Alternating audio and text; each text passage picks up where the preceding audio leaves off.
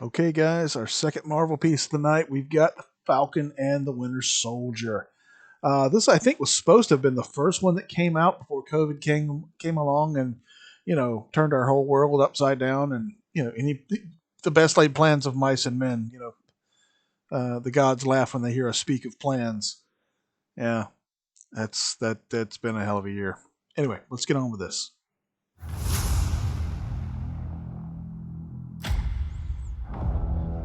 The legacy Sam. of that shield is complicated. Yeah.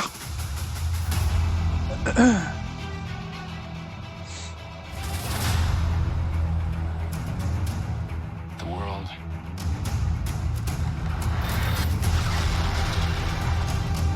is upside down.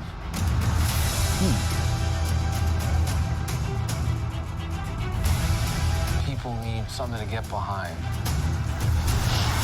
Oh, was that the new costume? Kind of looks like it. They need the symbol.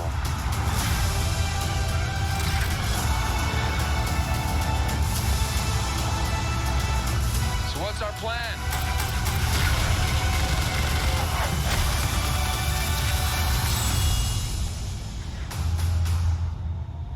So no plan. Great.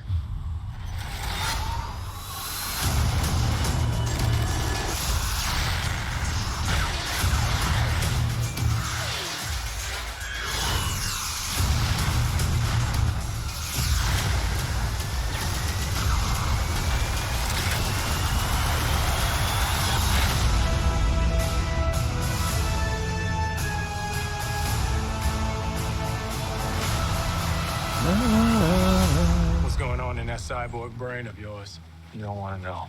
Oh, yeah, I can see it working. Gears turning. Oh, they're malfunctioning. They're on fire. God, I hate you. All right. That was pretty good. That's pretty good. All right, let's go back.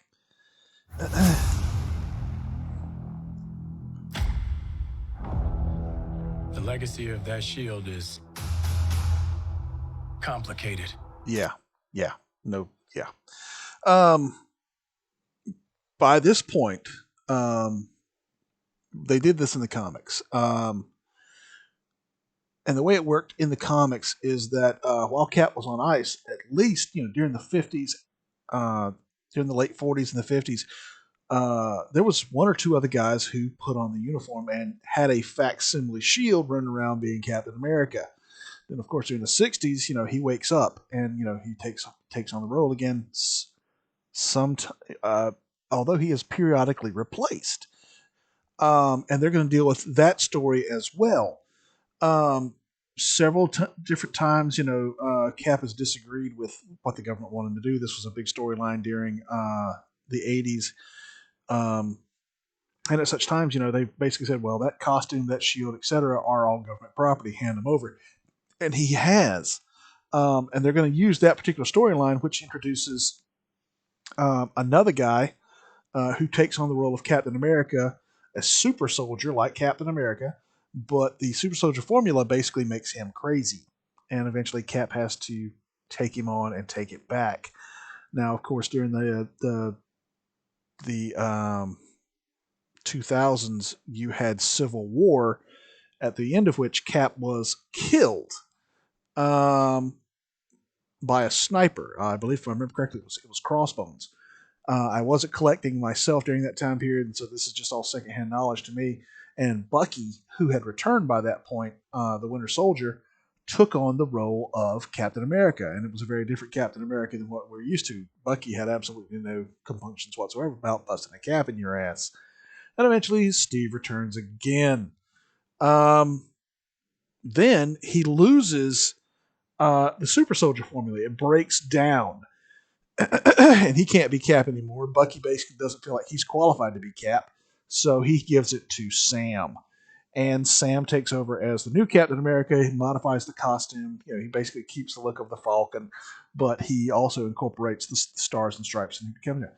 And the whole his whole thing was it's complicated to carry this shield because they actually reflected in the comics that okay, here's this guy who's not Steve Rogers, and he's not my Captain America. That's literally something that would crop up in the book, and apparently they're going to touch on that as well. I think that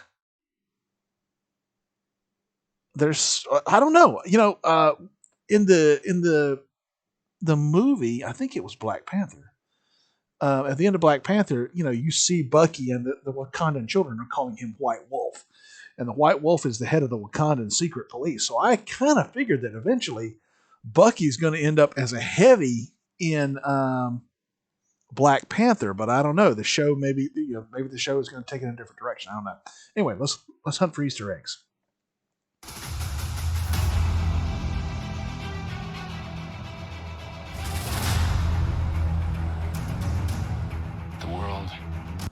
Now, that's Madripoor, I believe. And if Madripoor's in this, that's a doorway to let the X-Men into this.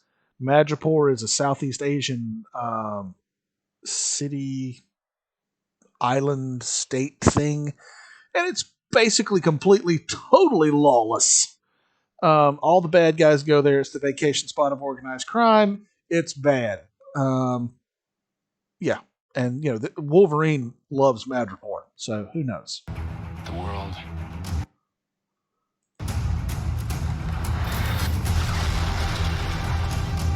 It's upside down. I wonder who these guys are supposed to be with the red hand on their faces. I don't think it's the actual hand, because the hand are ninjas, so.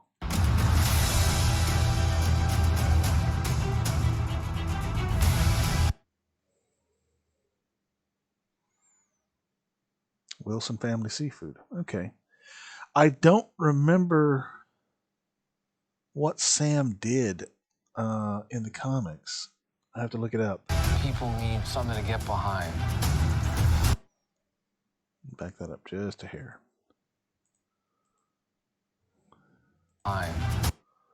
It is similar, but not quite. It's you got the red. Looks like it's sort of like the red, white, and blue, or red, white, and black.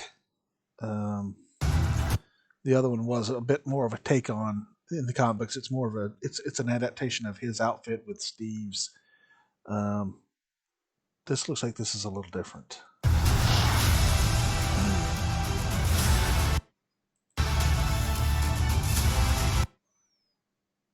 What is this supposed to be?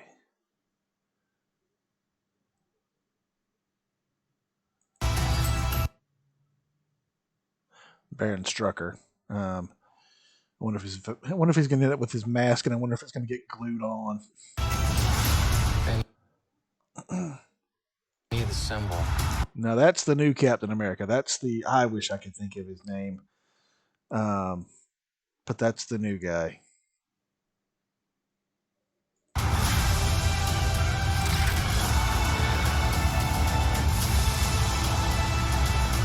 what's our plan?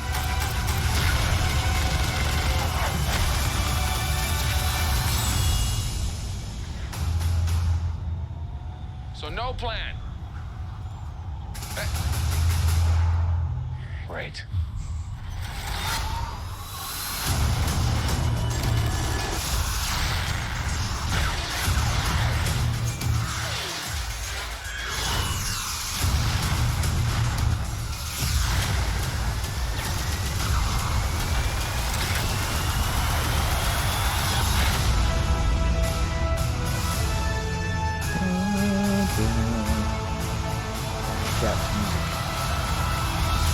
What's going on in that cyborg brain of yours?